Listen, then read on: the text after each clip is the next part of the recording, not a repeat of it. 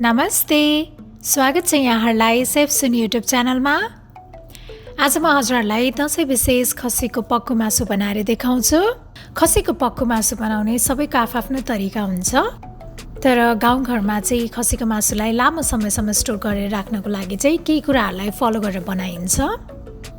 यो चाहिँ म हजुरहरूलाई भिडियोमा बताउँदै जानेछु।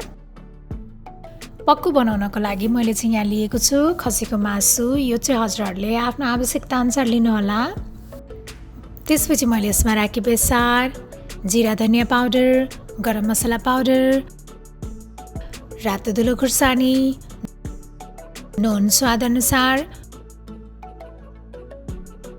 मरिचको धुलो, अनि त्यस्तै काँचो तोरीको तेल,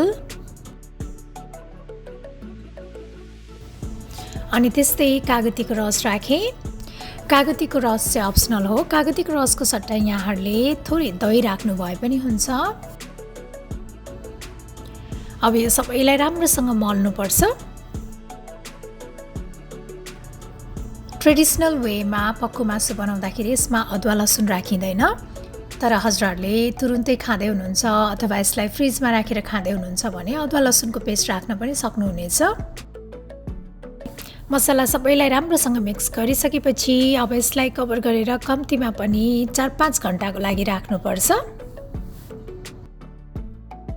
4-5 घण्टापछि यो मासु चाहिँ पकाउनको लागि रेडी भइसकेको छ। यो चाहिँ राम्रोसँग म्यारिनेट भएको छ। अब यसलाई पकाउनको लागि चाहिँ हजुरहरूले बाक्लो भाँडा लिनुहोला। यसपालि चाहिँ म यो पक्कुलाई माटोको भाँडामा बनाउँदैछु। माटोको भाँडामा बनाएको पक्कुको स्वाद अझै मिठो हुन्छ। मैले यहाँ थोरै तोरीको तेल राखेँ, यो चाहिँ मसला फुराउनको लागि हो।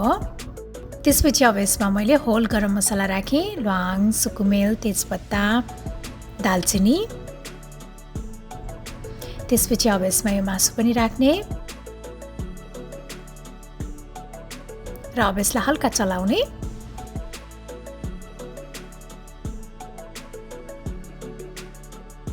त्यसपछि मैले यहाँ माथिबाट घिउ राखेँ।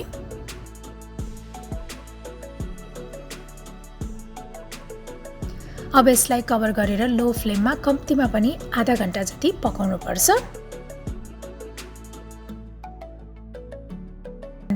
आधा घण्टापछि यसलाई एकपटक चेक गरौँ। यसबाट चाहिँ मजाले पानी निस्केको छ। यो पानीलाई चाहिँ सुक्न दिनुपर्छ।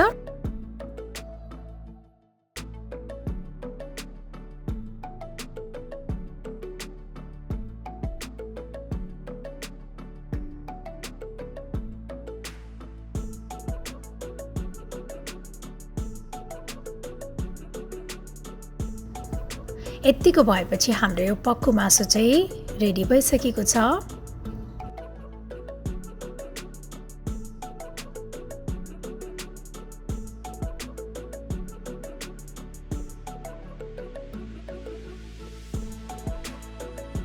आशा छ हजुरहरूलाई यो खसीको पक्कु बनाउने रेसिपी पक्कै पनि मन पर्यो होला र मेरो अरू यस्तै रेसिपीहरूको लागि प्लिज सेफ सुनी युट्युब च्यानललाई सब्सक्राइब गरिदिनु होला अनि साथै मेरो भिडियोलाई लाइक, शेयर र कमेन्ट गर्न पनि नभुल्नुहोला है। Thank you for watching. Bye by.